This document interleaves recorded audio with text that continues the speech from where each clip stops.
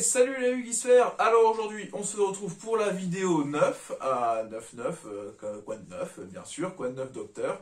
Quoi de 9 docteur, aujourd'hui, la vidéo 9, sur la case 9 du calendrier de l'Avent, voilà, du 9e jour du mois de décembre, hein, logiquement. Si tout est logique, on est bon. Voilà, si je me suis pas trompé, hein, dans le sens de la sortie de mes vidéos, mais normalement, ça devrait le faire. Aujourd'hui, on va se retrouver pour une petite vidéo, évidemment, pour continuer à découvrir le contenu de ce magnifique carton. Aujourd'hui, j'avais envie de me faire plaisir avec une jolie petite tine. Voilà, la tine de la stèle, hein. Effectivement, le haut de la stèle. Pour ceux qui auraient suivi ces 3 dernières années, il vous faut les 3 tines, hein, pour comme ça, vous allez pouvoir rassembler toutes les tines ensemble et reconstituer la stèle ancestrale à la maison. Et en tout cas, sinon, ça fait une très très belle boîte pratique, dorée, métallique, costaud. Ça, c'est costaud, ça, c'est du solide. Et ce qui est à l'intérieur est potentiellement aussi du solide, hein, parce qu'on a certaines bonnes réimpressions, on a fait une nouvelle carte. Et bien sûr, effectivement, le set de la dernière année qui est réimprimé. Donc, on va découvrir ensemble les quelques petits boosters dedans, hein, les méga packs, bien sûr. Et on découvre ça tout de suite. Alors, hop, on ouvre la petite tine, qui va bien. Hop, hop, hop, hop. Hop. Alors, un méga pack, 2 méga packs, 3 méga packs. Trop bien. Allez, oh là, ça fait du bruit, hein. Ça peut aussi servir pour faire de la percussion, mais de base, c'est plutôt pour avoir des beaux méga packs. Allez, premier méga pack. Que l'âme des cartes soit avec moi. Donnez-moi ce qu'il faut.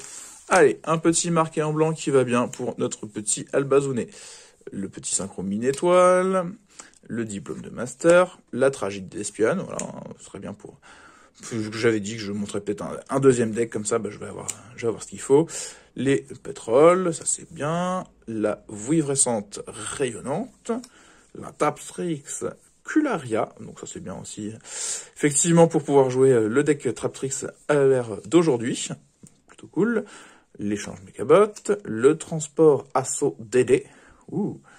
Ne peut déclarer d'attaque sauf si vous bannissez une carte depuis votre cimetière. Et si exactement 3 de vos cartes sont bannies, vous pouvez invoquer spécialement cette carte depuis votre main. Fort. En vrai, c'est très très fort, hein. Ça s'invoque facilement. C'est une 2500. Dans le méta aujourd'hui, c'est pas mal. La petite fusion préparée qui nous permet de payer 1000 points de vie et invoquer spécialement un monstre fusion de max niveau 6, monstre à effet exclu depuis notre strike, mais il peut pas attaquer et aussi détruire du lot durant la phase, et c'est traité comme une invocation fusion. Alors ça, c'est très très pratique, c'est une très bonne carte, je suis content d'en récupérer une nouvelle, parce que ça nous permet d'invoquer en fait une partie des monstres fusion synthoniseurs qui ont été sortis ces derniers temps, qui n'ont pas d'effet et qui nous permettent du coup de passer sur des grosses synchros facilement. Et donc une très bonne carte. Et le Amano Kujaki, la carpe rouge volante, le verrouillage de la magie clé, donc ça c'est sympa aussi, moi je suis intéressé par les petits magie clés, ça je vous le cache pas, la descente de la cohorte aux troupes, la bête russe téméraire, Poskenyon Bédespian et Sainet colis croisé. On sacrifie un monstre et on détruit un monstre sur le terrain. Plutôt bien, mais c'est pas forcément ma carte préférée. Dans les cartes Sainet, c'est pas la plus folle.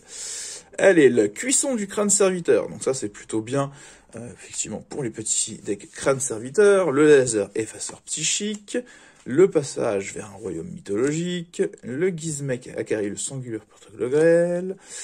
Le poussin fait EM. Ok. Ah, ça, voilà, ça, on discute. Là, on discute. Ça, c'est les vraies cartes. Ça, c'est les vraies cartes. Hein. Pour ceux qui connaissent pas, ça, c'est une carte, voilà, trop forte. Ça nous permet tout simplement d'aller poser un cylindre magique depuis notre deck ou cimetière. Et, on peut tout simplement, après aussi bannir, on pourra l'activer ce tour, et on pourra bannir aussi le cylindre de magie depuis notre cimetière pour faire qu'on double les dommages du cylindre magique quand il est activé. Donc ça, c'est très cool.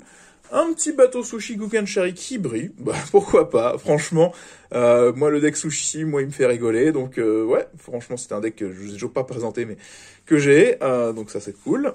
Un petit Nibiru, ça, les gens aiment bien, hein, toujours dans le milieu, effectivement, c'est une bonne reprint. Toujours. Le chant de la terre, hein, qui nous permet de faire une invocation rituelle d'un monstre terre, donc ça c'est Plutôt pratique, hein, c'est générique, c'est plutôt cool. Et lien dans les variants. Ah bah je l'avais pas celle-là. Alors ouf, ça y a un gros texte et ça a l'air cool. Ça a l'air très très cool, elle brille beaucoup. Invoquez spécialement un monstre depuis votre main, mais annulez ses effets, puis immédiatement après la résolution de cet effet, invoquez par lien un monstre lien en utilisant des monstres que vous contrôlez. Le monstre inclus comme matériel. Ouh, ça déjà, moi qui suis joueur un petit peu de cyber et de monstres liens, donc bah déjà le premier effet me dit qu'en fait ça me fait une extra pour pouvoir aller tout de suite sur une link up, donc c'est plutôt bien. Cette invocation lien ne peut pas être annulée, et aussi votre adversaire ne peut activer ni une carte ni un effet lorsqu'un monstre est invoqué par lien de cette façon. Ouh, là encore plus fort, ok. Si un ou plusieurs monstres liens que vous contrôlez sont détruits au combat ou par effet de carte, tant que cette carte est dans votre cimetière, vous pouvez bannir cette carte et ajouter un monstre depuis votre cimetière à votre main du même type d'origine qu'un de ces monstres détruits. Ah ouais, non, là, j'adore. Lien dans le variance. Lien dans les variants, ouais, c'est vraiment, bah, voilà, je savais pas qu'il y avait, j'avais pas lu toute la carte list, j'avais dû manquer cette carte, et bah là, je suis très très content, comme la fusion de préparer, ça, je jouais énormément, je vais vraiment le jouer. Le petit marqué en rouge qui va bien, ça c'est toujours pratique pour les decks à la base. La Solirvigne, ok.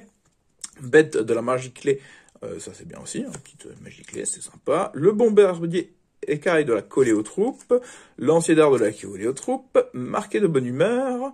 Alors ça c'est encore une petite carte marquée qui pourrait aller avec notre copain, à la base bien sûr, et batteur léger de la coller aux troupes. Donc allez, petit dernier méga pack. Hop, petite ouverture rapide. Le jugement du marqué. Ok, l'ambiance mythologique, le matériel réacteur, le complément triphasique, le remplaçable. Donc encore une de story de dés, voilà, hein, il y a tellement de story, ce pauvre petit épéiste.